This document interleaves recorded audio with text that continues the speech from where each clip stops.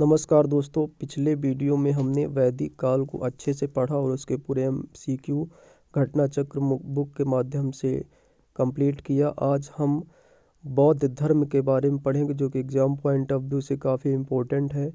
गौतम बुद्ध का जन्म कपिल वस्तु के निकट लुम्बिनी में 563 ईसा पूर्व में हुआ। उनके पिता शुद्धोधन शाक्य गण के प्रधान थे तथा माता माया देवी और अथवा महामाया कोली गणराज वंश की कन्या थी। गौतम बुद्ध के बचपन का जो नाम था वो सिद्धार्थ था। इनके जन्म के कुछ दिनों बाद इनकी माता का जो है वो देहांत हो गया था और इनका लालन पालन इनकी मौसी प्रजापति गौतमी ने किया। इनका विवाह 16 वर्ष की अल्पायु में शाक्य कुल की कन्या यशोधरा के साथ हुआ। उत्तरकालीन बौद्ध ग्रंथों में यशोधरा को अन्य नाम गोपा, बिंबा, बहदकच्छना आदि जो है आदि नाम भी इनके मिलते हैं। इनके पुत्र का नाम था राहुल। बुद्ध के जीवन में 4 दस्यों का जो है अत्यधिक प्रभाव पड़ा। पहले उन्होंने एक वृद्ध व्यक्ति को देखा, बीमार व्यक्ति को, एक मृतक को और एक प्रसन्नचित्त सन्यासी को। सिद्धार्थ ने पत्नी एवं बच्चों को सोते हुए छोड़कर ये गृह त्याग दिया। गृह त्याग के समय सिद्धार्थ की जो आयु थी वो 29 वर्ष थी। बौद्ध ग्रंथों में गृह त्याग को जो है महाविनिष्क्रमण कहा गया है। सांख्य दर्शन के आचार्य अलार कलाम से वैशाली के समीप उनकी मुलाकात हुई। यहाँ से सिद्धार्थ राजगृह के समीप निवास करने वाले रुद्रक रामपुत्र नामक एक दूसरे धर्माचार्य के पास पहुँचे। इसके पश्चात सिद्धार्थ बोध गया पहुँचे। वहाँ 6 वर्षों की कठिन साधना के पश्चात 35 वर्ष की अवस्था में वैशाख पूर्णिमा की रात्रि को एक पीपल वृक्ष के नीचे गौतम को जो है ज्ञान प्राप्त हुआ। ज्ञान प्राप्ति के बाद वह बुद्ध कहलाए। बुद्ध का एक अन्य नाम तथागत भी मिलता है जिसका अर्थ होता है सत्य। ज्ञान सत्य है ज्ञान जिसका। शाक्य कुल में जन्म लेने कारण इन्हें शाक्य मुनि भी कहा जाता है। ज्ञान प्राप्ति के पश्चात गौतम बुद्ध ने अपने मत का जो है प्रचार प्रारंभ किया। यरुवेला ये सबसे पहले ऋषिपत्तन वर्तमान सारनाथ वाराणसी पहुँचे। यहाँ उन्होंने 5 ब्राह्मण सन्यासियों को प्रथम उपदेश दिए। इस प्रथम उपदेश को धर्म चक्र प्रवर्तन कहा जाता है। एग्ज़ाम में काफ़ी क्वेश्चन पूछा जाता है कि प्रथम उपदेश को क्या कहा जाता है, तो धर्म चक्र प्रवर्तन कहा जाता है।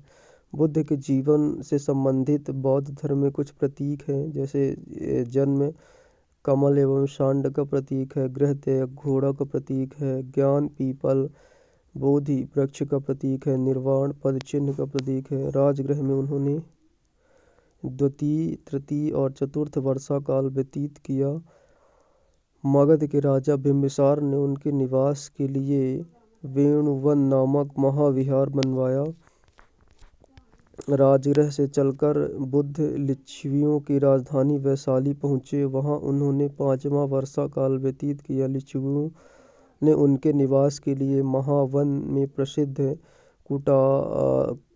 कुटाग्रशाला का निर्माण करवाया। वैशाली की प्रसिद्ध नगर वधु आम्रपाली उनकी शिष्या बनी तथा भिक्षु संघ में निवास के लिए उन्होंने आम्र वाटिका प्रदान कर दी। ज्ञान प्राप्ति के 8वें वर्ष गौतम बुद्ध ने वैशाली में अपने प्रिय शिष्य आनंद के कहने पर महिलाओं को संघ में प्रवेश की अनुमति दी। बुद्ध की मौसी तथा विमाता संघ में प्रवेश करने वाली प्रथम महिला थी। बुद्ध की मौसी तथा विमाता संघ में प्रवेश करने वाली प्रथम महिला थी। देवदत्त बुद्ध का चचेरा भाई था। यह पहले उनका अनुगत बना फिर उनका विरोधी बन गया। यह बौद्ध संघ से बुद्ध से हटाकर स्वयं को संघ का प्रधान बनना चाहता था किंतु इसमें इसकी सफलता इसको नहीं मिली। बौद्ध धर्म का सर्वाधिक प्रचार कौशल राज्य में हुआ। यहाँ बुद्ध ने 21 वास किए। कौशल राज्य में बहुत से एक शिल्प के ऊपर इस दान का उल्लेख है। इसमें जेतवान, अनाथ पिंडिकों, देती कोटि सम तेन केता लेख का उल्लेख मिलता है। कौशल नरेश प्रसेनजीत ने अपने परिवार के साथ बुद्ध की शिष्यता ग्रहण की तथा संघ के लिए पूर्वाराम नामक विहार बनवाया। बुद्ध ने अपने जीवन के अंतिम वर्षा ऋतु वैशाली में बिताई। अपने मत का प्रचार करते हुए वे मल्लों की राजधानी पावा पहुँचे, जहाँ वे चुन नामक लुहार की अमृत वाटिका में ठहरे। उसमें बुद्ध ने को सूकर मद्दव खाने को दिया, जिसमें उन्हें रक्तातिसार हो गया। फिर वे पावा से कुशीनगर चले गए और वहाँ पर सुबुद्ध को उन्होंने अपना अंतिम उपदेश सुनाया। कुशीनारा मल्ल गणराज्य की राजधानी थी। में अपना 483 ईसा पूर्व में 80 वर्ष की अवस्था में उन्होंने अपना शरीर को त्याग दिया। बौद्ध ग्रंथों में इसे महापरिनिर्वाण कहा जाता है। महापरिनिर्वाण सूत्र में बुद्ध के शरीर धातु के दावेदारों के नाम मगध नरेश अजात शत्रु वैशाली के लिच्छवी पावा के मल्ल कपिल वस्तु के शाक रामगाम के कोलिय अलकप के बुली पिपली वन के मौर्य और विट्ठद्वीप के ब्राह्मण। बुद्ध के प्रथम उपदेश को धर्म चक्र प्रवर्तन की संज्ञा दी जाती है। उनका यह उपदेश दुख सुख के कारण उनके समाधान से संबंधित था। इसे 4 आर्य सत्य कहा जाता है। यह है दुख, दुख समुदाय, दुख निरोध और दुख निरोध गामिनी प्रतिपदा।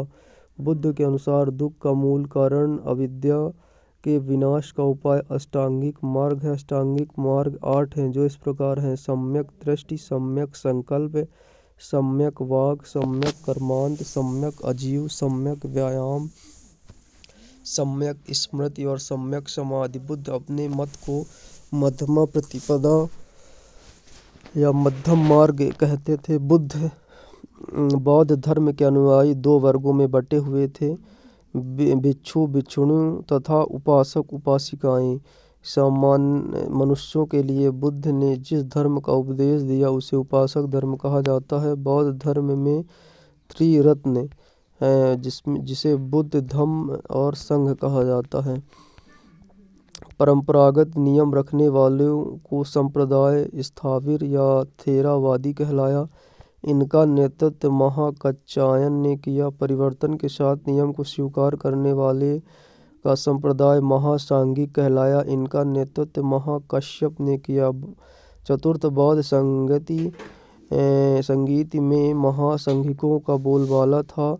चतुर्थ बौद्ध संगीत के समय बौद्धों ने भाषा के रूप में संस्कृत को अपनाया। इस संगीत में बौद्ध धर्म स्पष्ट रूप से हीनयान और महायान नामक 2 संप्रदायों में विभाजित हो गया। सर्वास्तिवाद आगे चलकर वैभाविक और सांप्रदायिक में विभाजित हुआ। वैभाविक मत की उत्पत्ति मुख्य रूप से कश्मीर में हुई।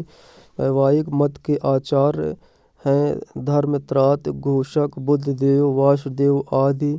सांप्रदायिक संप्रदाय सूत्रपिटक पर आधारित है। शून्यवाद माध्यमिक के प्रवर्तक नागार्जुन हैं, जिसकी प्रसिद्ध रचना मध्यमिकारिका है। नागार्जुन के अतिरिक्त इस मत के अन्य विद्वान थे: चंद्रकीर्ति, शांतिदेव, शांतिरक्षित, आर्यदेव आदि। नागार्जुन की तुलना मार्टिन लूथर से की जाती है। हेन-सेंग ने उसे संसार की 4 मार्गदर्शक शक्तियों में एक कहा है। उसे भारत का आइंस्टीन भी कहा जाता है। चीनी मान्यता के अनुसार नागार्जुन ने चीन की यात्रा कर वहाँ बौद्ध शिक्षा प्रदान की थी। विज्ञानवाद अथवा योगाचार संप्रदाय की स्थापना मैत्रेय अथवा मैत्रेय नाथ ने किया था। असंग तथा वसुबंधु ने इसका विकास किया। वज्रयान का सर्वाधिक विकास 8वीं शताब्दी में हुआ। इसके सिद्धांत मंजू, श्री मूलकल्प तथा गुह समाज नामक 2 ग्रंथ मिलते हैं। इसने भारत में बौद्ध धर्म के पतन का मार्ग प्रशस्त किया। बौद्ध दर्शन में क्षणिकवाद को स्वीकार किया गया है। बुद्ध ने स्वयं अनित्यवाद से सिद्धांत का प्रतिपादन किया। मैत्रेय को बौद्ध परंपरा में भावी बुद्धि कहा गया है।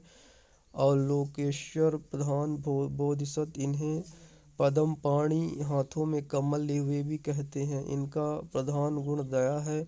मंजूश्री से एक हाथ में खग और दूसरे हाथ में पुस्तक रहती है। इनका मुख्य कार्य बुद्धि को प्रखर करना है। बौद्ध धर्म के आरंभिक ग्रंथों को त्रिपिटक कहा जाता है। यह पाली भाषा में रचित है। बुद्ध के महापरिनिर्वाण के पश्चात उनकी शिक्षाओं को संकलित कर 3 भागों में बांटा गया है। इन्हीं को त्रिपिटक कहते हैं। यह है विनय पिटक, सुत्त पिटक और अभिधम्म पिटक। विनय पिटक में संघ संबंधी नियम तथा दैनिक जीवन संबंधी आचार विचारों, विधि निवेशों आदि का संग्रह है। सुत्त पिटक में महात्मा बुद्ध के उपदेशों का संग्रह है और अभिधम्म पिटक में बौद्ध धर्म के दार्शनिक सिद्धांतों का संग्रह मिलता है।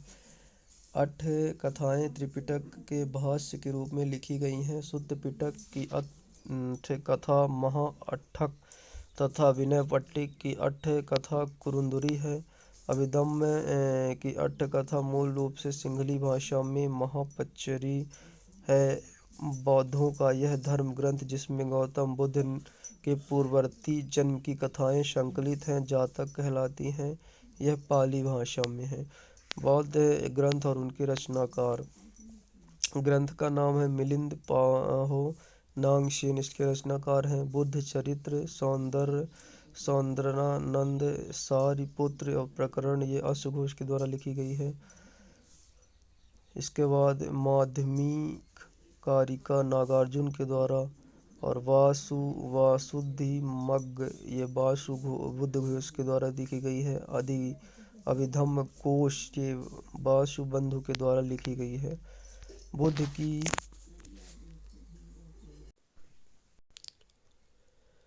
बुद्ध की भूमि स्पर्श मुद्रा से तात्पर्य अपने तप की शुचिता और निरंतरता को बनाए रखने से है।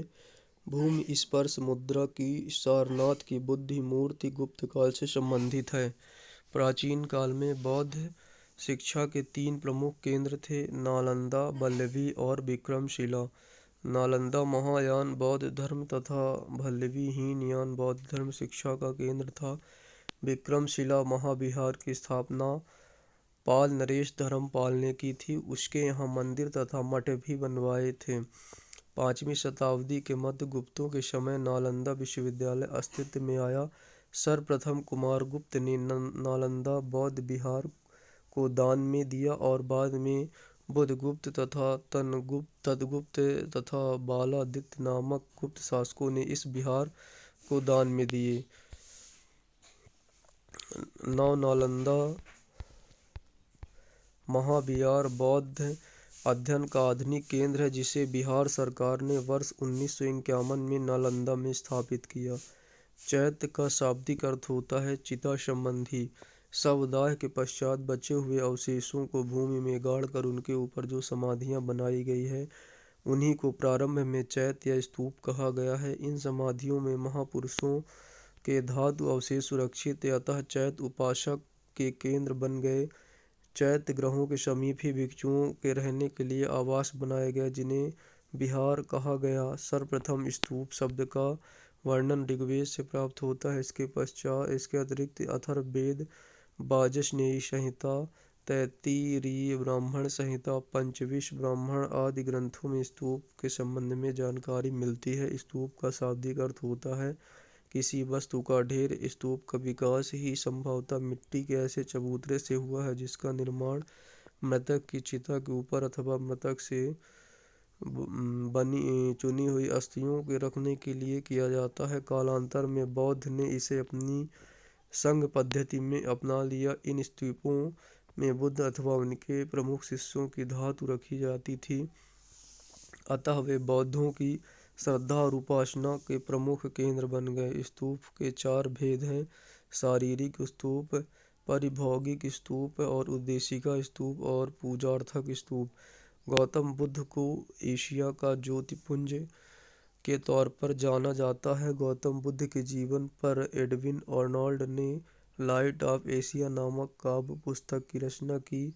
महापरिनिर्वाण मंदिर उत्तर प्रदेश के कुशीनगर जिले में स्थित है। मंदिर में स्थापित भगवान बुद्ध की मूर्ति 1876 ईस्वी में उत्खनन के द्वारा प्राप्ति की गई थी। इस मंदिर में भगवान बुद्ध की 6.10 मीटर ऊंची मूर्ति लेटी हुई मुद्रा में रखी गई है।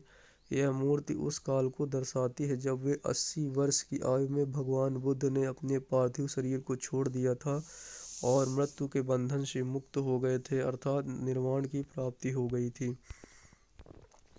हीन और महायान में अंतर।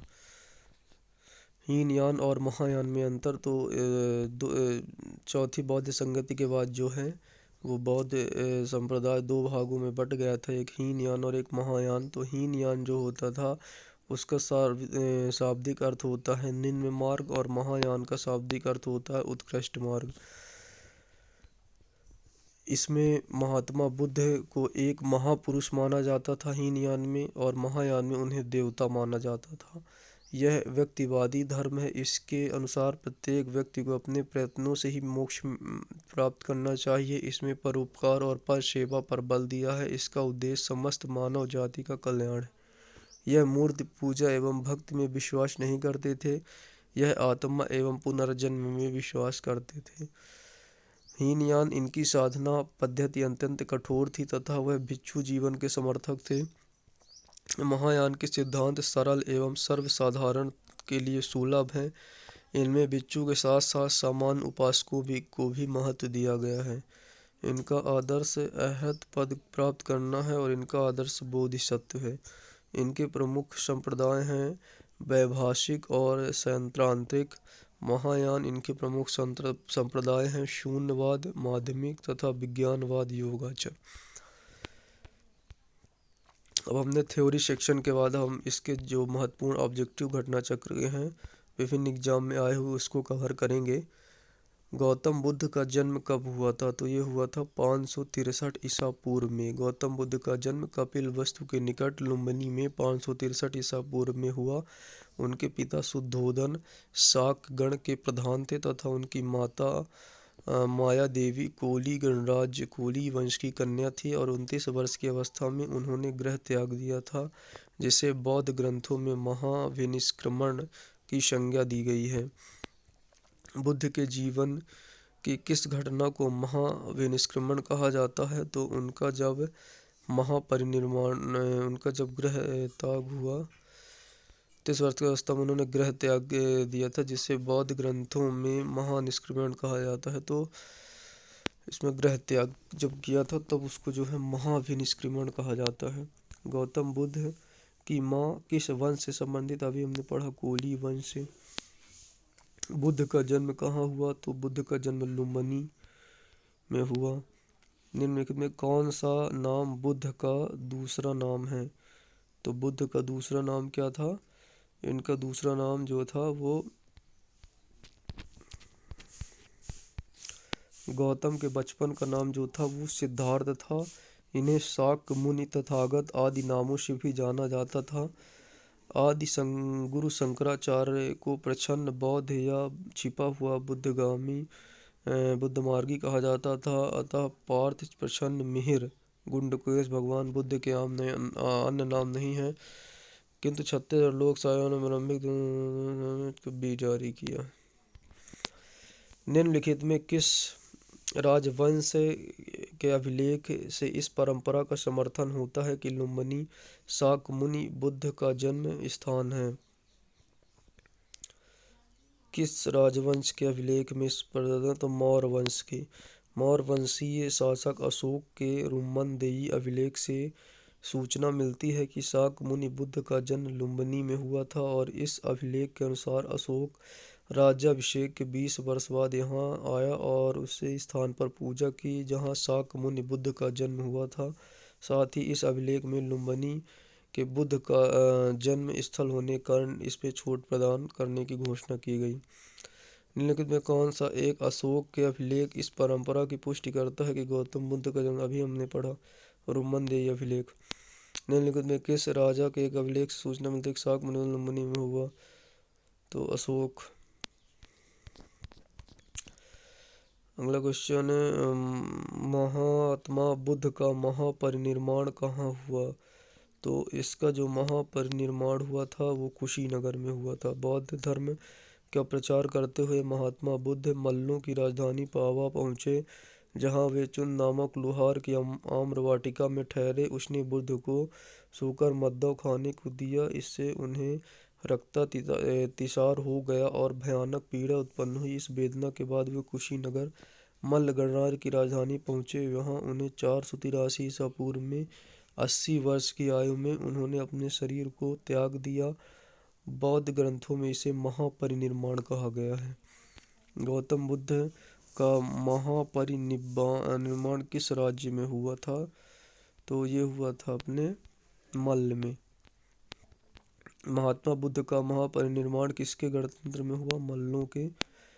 किस स्थान पर निर्माण प्राप्त गौतम बुद्ध किस स्थान पर निर्माण की प्राप्ति हुई थी? तो ये प्राप्त हुई थी मल्ल में, बोध गया। महापरिनिर्वाण मंदिर अवस्थित है? तो ये स्थित है कुशीनगर में। महापरिनिर्वाण मंदिर उत्तर प्रदेश के कुशीनगर जिले में स्थित है। यह मंदिर स्थापित भगवान बुद्ध की मूर्ति 1876 ईस्वी में उत्खनन के द्वारा प्राप्त की गई। महापरिनिर्वाण मंदिर विश्व में बौद्ध धर्म का सबसे पवित्र मंदिरों में एक है। निम्नलिखित में किस राज्यों में उनका संबंध है? तो महाजनपदों में कौशल, मगध महाजनपदों का संबंध बुद्ध के जीवन से था। महाजनपदों में कौशल और मगध जो महाजनपद थे उनका संबंध बुद्ध जीवन से था। गौतम बुद्ध ने अपनी शिक्षा प्रचार प्रसार हेतु मगध एवं कौशल दोनों राज्यों का भ्रमण किया था। गौतम बुद्ध द्वारा अपने धर्म में दीक्षित किए जाने वाला अंतिम व्यक्ति कौन था? तो वो था सुबुद्ध। अपने जीवन के अंतिम वर्ष में गौतम बुद्ध ने अपने शिष्य चुन के यहाँ पावा पहुँचे। यहाँ सूकर में भोजन सामग्री का अतिसार रोग हो गया। फिर वो पावा कुशीनगर चले गए और यहीं पर सुबुद्ध को उन्होंने अपना अंतिम उपदेश दिया। बुद्ध द्वारा रूपांतरित निम्न व्यक्तियों में कौन सा व्यक्ति अंतिम? तो सुबुद्ध।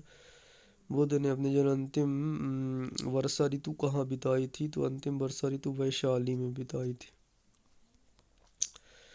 तो के अनुसार जीवन विविध आयामों में उन्होंने अपनी बुद्ध की अंतिम वर्षा ऋतु वैशाली में बिताई थी।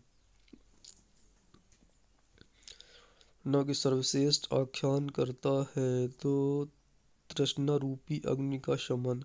बुद्ध ने अपने निर्माण को मन के उस परम शांति के रूप में वर्णित किया है जो तृष्णा, क्रोध, दूसरी विषादकारी मनोस्थितियों से परे है। यह शांति तभी प्राप्त होती है जब वर्तमान इच्छाओं के कारण इच्छाएं समाप्त हो जाती हैं। भविष्य में पैदा हो सकने वाली इच्छाओं को जड़ से नाश हो जाए। निर्वाण में तृष्णा, द्वेष के कारण जड़ समाप्त हो जाते हैं, जिससे मनुष्य सभी प्रकार के कष्टों, दुखों, संसार पुनर्जन्म से छूट जाता है। अलार कलाम कौन थे? तो अलार कलाम जो थे वो एक बुद्ध के गुरु थे। अलार कलाम महाभिनिष्क्रमण के बाद अज्ञान की खोज में महात्मा बुद्ध अलार कलाम के आश्रम पहुँचे तथा उनसे दीक्षा ली। अलार कलाम के आश्रम में उन्होंने तपस्या की, किंतु इससे वे संतुष्ट नहीं हुए। अलार कलाम सांख्य दर्शन के आचार्य थे तथा अपनी साधना शक्ति के लिए विख्यात थे। महात्मा बुद्ध ने अपना पहला धर्म चक्र प्रवर्तन किस स्थान पर दिया था? तो ये दिया था सारनाथ में। ज्ञान प्राप्ति के पश्चात गौतम बुद्ध ने अपने मत का प्रचार प्रारंभ उर्बोला सबसे पहले ऋषिपतन वर्तमान सारनाथ वाराणसी के निकट आए। उन्होंने अपने 5 ब्राह्मण सन्यासियों को अपना पहला उपदेश दिया। इस प्रथम उपदेश को धर्म चक्र प्रवर्तन कहा जाता है।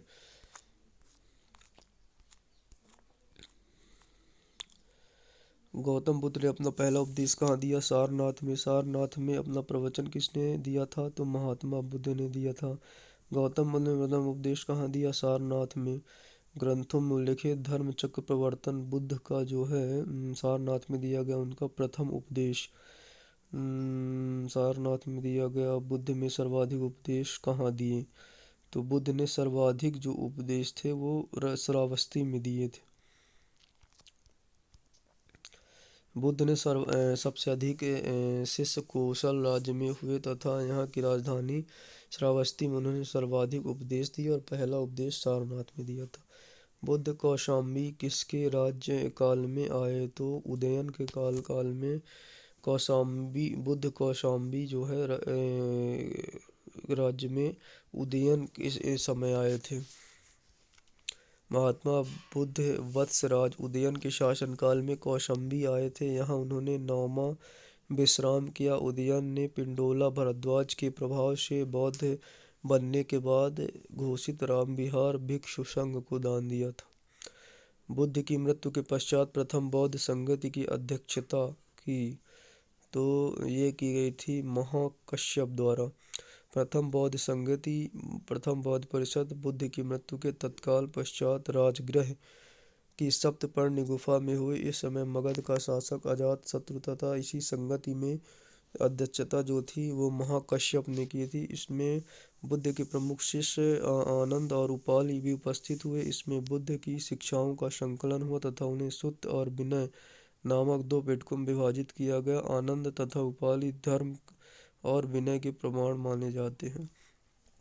प्रथम बौद्ध परिषद का संचालन किस में किया तो वो किया था महाकश्यप।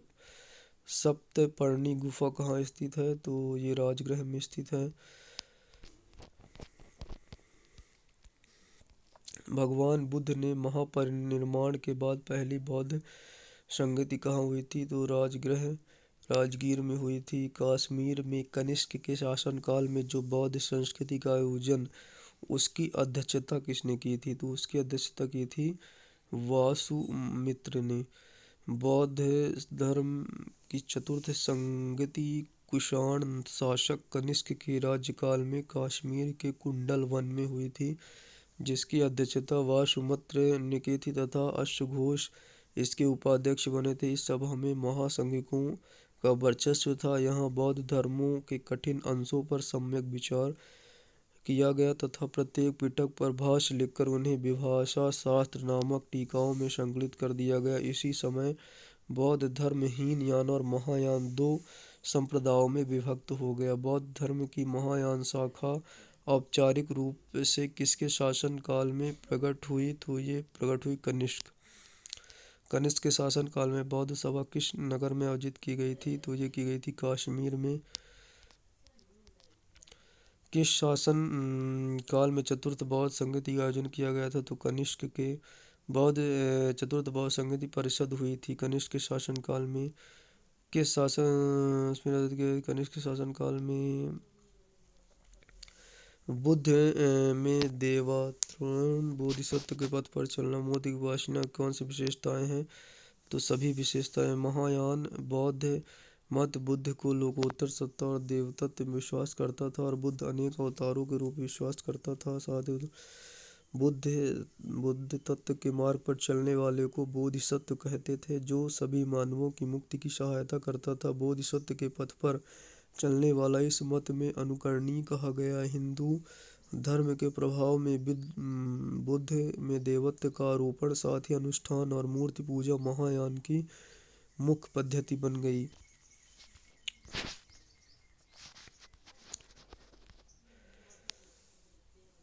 देखो इसमें जो बौद्ध संगतियाँ हुई हैं उसके क्रम को बताना है तो सबसे पहले राजगृह में हुई थी और जो सबसे लास्ट में हुई थी वो कुंडल वन में हुई थी।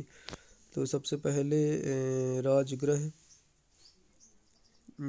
बौद्ध संगतियों का काला क्रम अपने को बताना है तो पहले राजगृह में, फिर वैशाली में हुई, फिर पाटलिपुत्र में हुई, फिर कुंडल वन में हुई। C option.